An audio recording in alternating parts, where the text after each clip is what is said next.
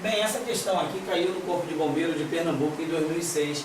Provavelmente é o tipo de questão que o Correio costuma trabalhar, porque a banca é a mesma. Então vamos ver essa questão.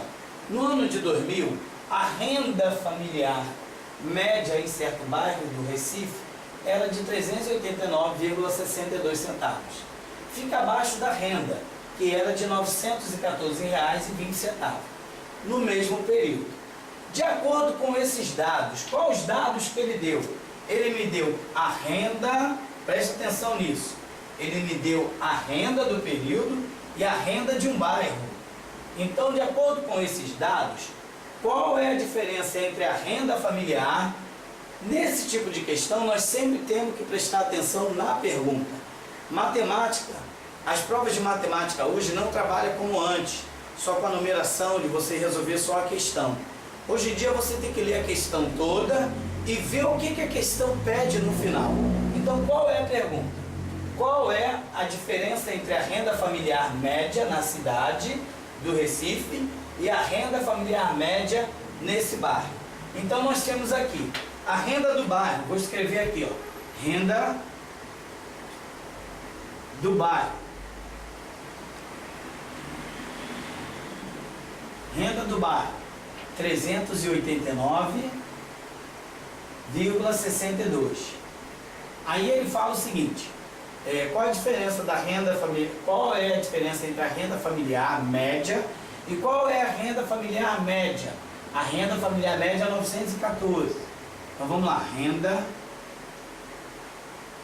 familiar média 914,20.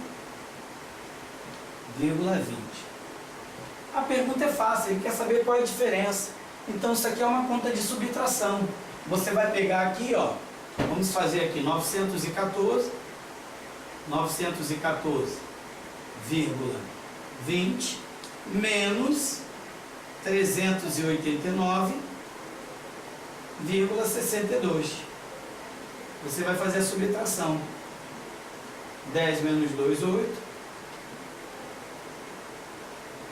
11 menos 6, 5. 13 menos 9, 4.